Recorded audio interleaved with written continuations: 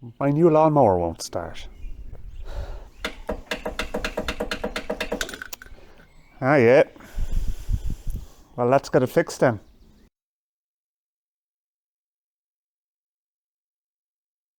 Now, the sensible first place to look is underneath the seat at the battery, and stick a meter on it and see what the voltage is. It's 12.5 volts in this case, so it's absolutely A1. Now, what you can do is you can hold the meter on it and turn the key and see if you have a significant voltage drop, which would also signify a problem. But in this instance, I suspect it's the solenoid. Over on the right hand side of the engine is the starting motor here, and you can see here that the main power feeder to the starting motor goes off in behind here, and when you basically turn the key, a solenoid in behind there pulls in and supplies power to the starting motor, which is the inertia type starting motor rather than having an integral solenoid. First thing we're going to do in order to get better access to what I suspect is the offending article is to remove the fuel tank, and that's literally just held in with these two bolts, and fortunately enough there's not much petrol actually left in the tank. This thing likes a drop of fuel actually, to be honest with you.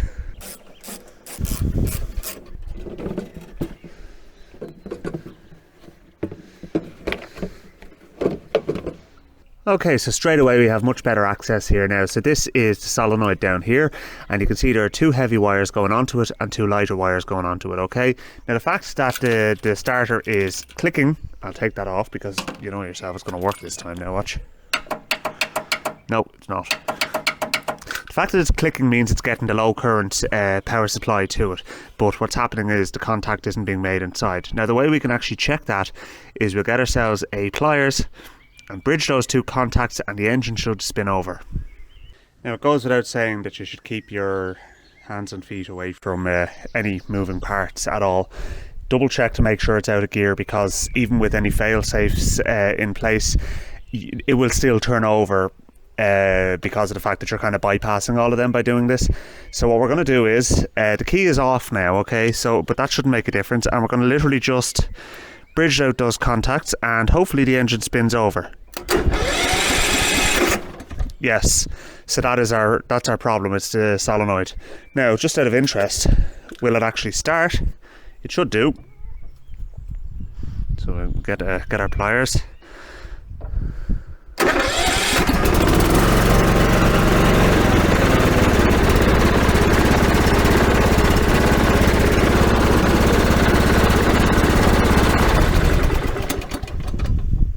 Don't get too excited. That's only showing us where the problem lies. It's not actually fixing anything. So next thing we need to do is we need to clean up the contacts inside the solenoid and try and get that working. Sometimes cycling it repeatedly will get them working, but I have my doubts in this instance that that's actually going to work. So yeah, I mean, look, it's a simple way of isolating that problem. Usually it is a case where that's going to be the issue. It's a common fault with these type of lawnmowers. It's at this point I'm going to disconnect the negative connection onto the battery, because you can end up with a dead short when you take off the solenoid if you bridge the contact against the frame. And I don't know if lawnmowers are negative ground, but if for the purposes of this exercise, let's just assume they are. It's made by Electrolux apparently. That's an interesting one. Next, I'm going to turn my attention to the solenoid itself, and we're going to take that off. They're 11mm nuts, and now I actually suspect they're probably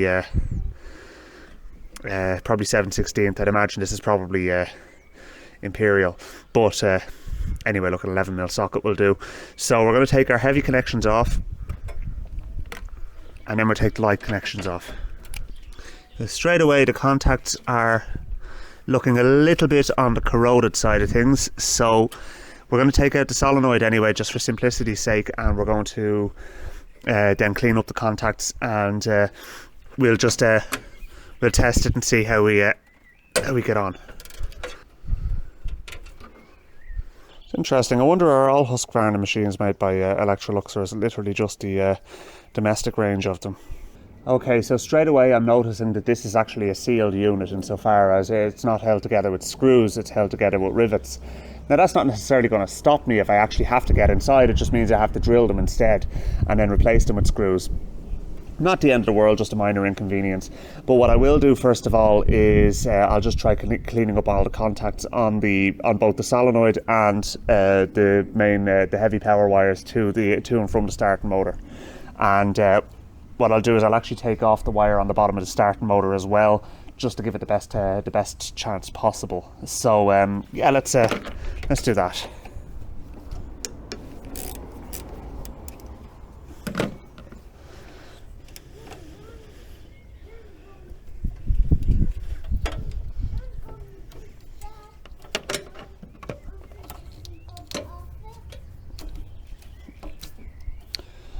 All right. Bit of corrosion. Unfortunately, corrosion is an insulator, so that's potentially where a problem is coming from. Okay, so literally all I have here is a drill with a wire wheel attachment on it, or a wire brush attachment on it.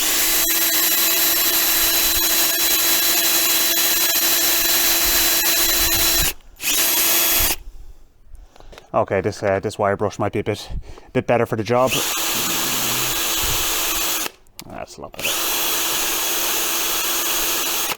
The last thing we're going to do here is we're going to take off the other battery terminal as well, and we're actually going to clean the battery terminals along with everything else. This red wire is actually going to go straight down to the solenoid. So at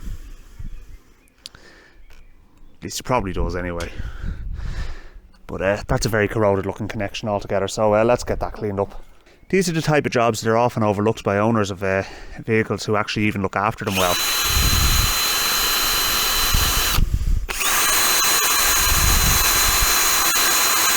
And it's only when it starts giving trouble that they start wondering why.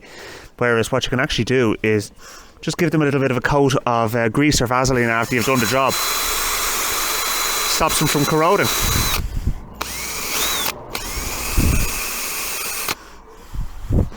The battery terminal itself. Okay, so I'm not actually going to bolt the solenoid back in. I'm just going to make the connections loosely. I know that seems counterintuitive after connecting up, after having cleaned up all the contacts, but at least I just want to try and find out if it'll actually work even in this scenario. So let's just we'll nip up the main power feeders, but yeah, we'll just see what happens. Now, okay, so that's temporarily connected and safe enough there. The high power terminals aren't going to touch anything. So now I'm just going to remake the negative terminal on the battery. Try and remove some of the grass from it. Okay, so the battery is reconnected, the solenoid is reconnected, the starting motor is reconnected. So the last thing to do is to try it out and see if it starts. If it does, then happy days, we can put everything back together. If it doesn't, then we need to go inside the solenoid and try and figure that out. If I can't, then it's new solenoid time, so I'm no worse off than when I started. Bollocks anyway. I just had a thought there. I'm wondering, does the solenoid need to be grounded? Although it wouldn't have been clicking if it does. So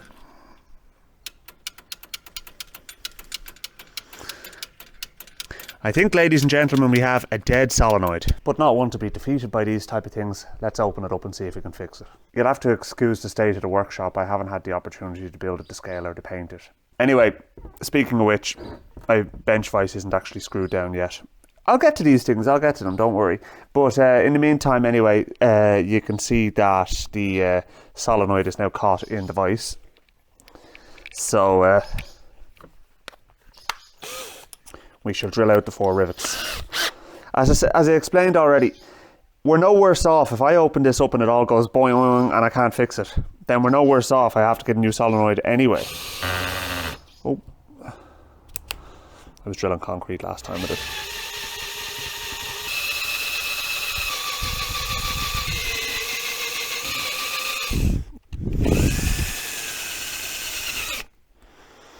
Okay, now let's see what we're dealing with.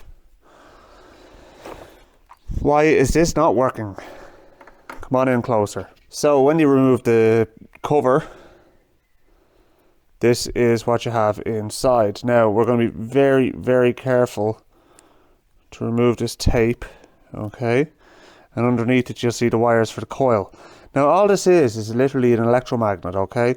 And the electromagnet, it should really be called a relay in a sense, because that's kind of what it actually is. But the electromagnet pulls in it pulls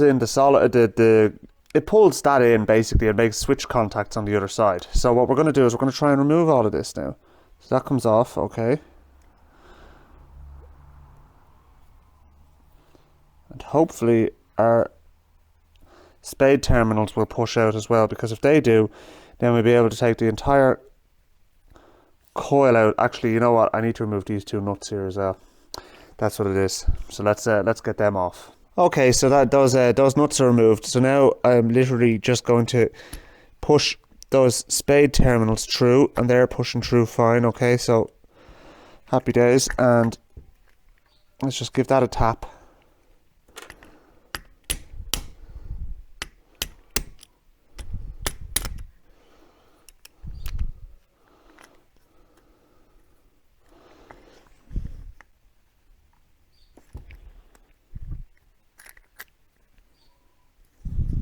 Okay, I'm going to have to do a little bit of soldering. One of the wires came off the spade terminal. Not the end of the world, but there's the coil anyway, so that's out of harm's way for the moment. That's the there's a core which goes inside the electromagnetic coil, so I'll just put that up there. And now we're going to just pull this out. Okay, that comes off. And here is our problem, folks. Look at the state of the contacts. Alright, so we're in business. We now know what the problem is, okay? So, let's see here. They're the contacts that are trying to be made, and look at the cut of them. They're never going to work, okay? So we need to clean them. This is the piece that actually makes the connection. See there. Just use my hand to try and get focus. Anyway, it's not supposed to be black. So the wire wheel will do the trick on cleaning them up. Okay, so there's your before, and there's one after shot now. And we'll do the other one now. The other one's actually pretty good. Well, it's better than the other one. It's better than the first one. But we'll clean it nonetheless. Begs the question, was somebody having an issue trying to start the engine and was just cranking on the starter the whole time? Because this looks fairly well burnt. And then this is the piece that makes the connection. And stick this in the vise as well. And give it a clean. There's some fairly heavy pitting on that, but I think it should do the trick anyway. It's you know, it's not like it's a low current application, in fairness. I'll just clean up the other side anyway, just for the sake of pig iron. Okay, I think that's going to work for us. Okay, so let's get everything back together again. There's a field full of sheep out the back of this house, and sheep make the weirdest noises. Just listening to them there outside. Quite bizarre. That's that. Now there's a little spring that goes in next.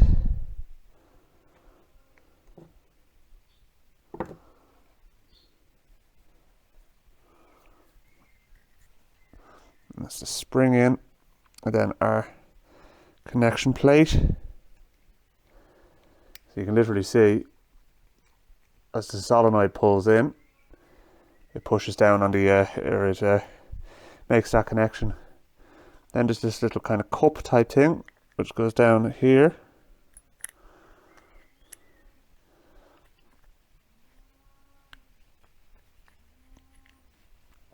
And then next is this piece, which is actually what pushes down, so that will push, that'll go down through there.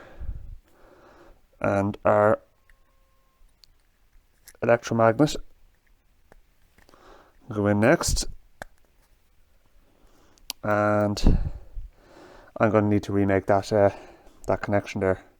It's alright, not the end of the world, but it still has to be done. So I'll put the spade terminal in Then we can solder it once it's in place.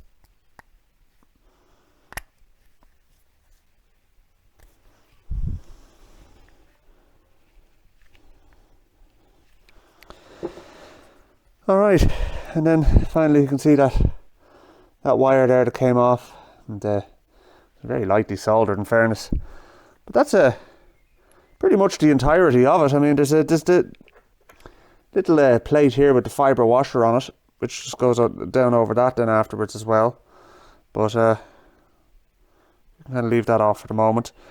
I'll get that soldered, and then once that's done, we can put the rest of it together. And I need to find some suitably sized nuts and bolts to go through those holes there, so that we can hold the whole thing together. It took me absolutely ages to find the correct size bolts for this, and well, I actually didn't. To be honest with you, the best I could find are M4s. They'll do fine. I'll just have to drill out the holes a little bit, but it means it'll still go back together again, and we'll still be in business. So let's do that. You'll see I actually did resolder that as well, so that's done.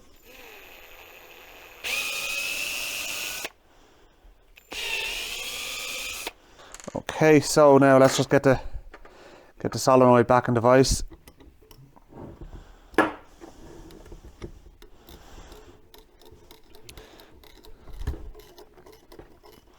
Start contactor, I think, is what it would be accurately referred to. So the fibre piece of this washer goes up, so this goes in here like this. That's nicely seated, and then that goes on there, and then our cover goes on.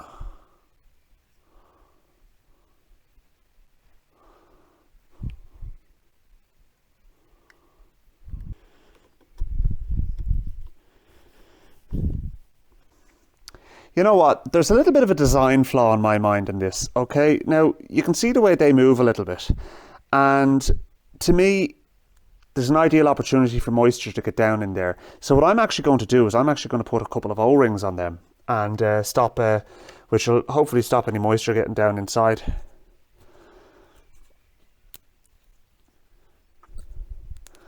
Actually sit down really nicely in there, so it's as if there's actually supposed to be O-rings on it and there isn't. But there are now anyway.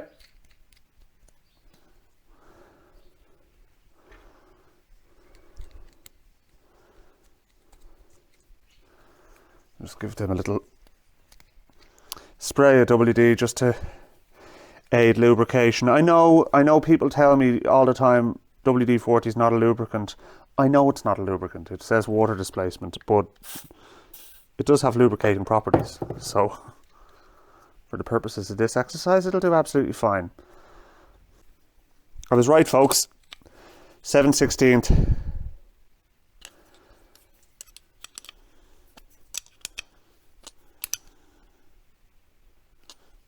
There you go. Oh, let's actually squeeze that O-ring out a bit there, so let's see if we can get that seated a bit better. Alright, so the O-rings have compressed in there anyway, so that'll stop any moisture getting down inside the solenoid, and hopefully mean that the unit will last a little bit longer this time. Given the fact there's a gasket on the other end, you would have thought that there would have been something up there, but there you go. So yeah, just makes good sense in my mind. We're rapidly losing light here, folks, so I'm going to just plough ahead and get this unit reinstalled and see if it works. Right, so it's just loosely positioned there. The battery contacts or the power connections are on, but it's not actually bolted in. It's not going to touch anything, but let's just test it and make sure it all works properly first of all before we go any further. Yes.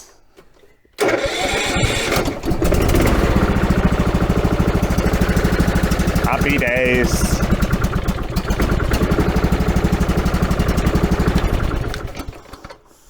Not a bother to it. Works perfectly. Okay, so now all I'm going to do is just bolt it in and coat the contacts with Vaseline, and that's the job's a good one.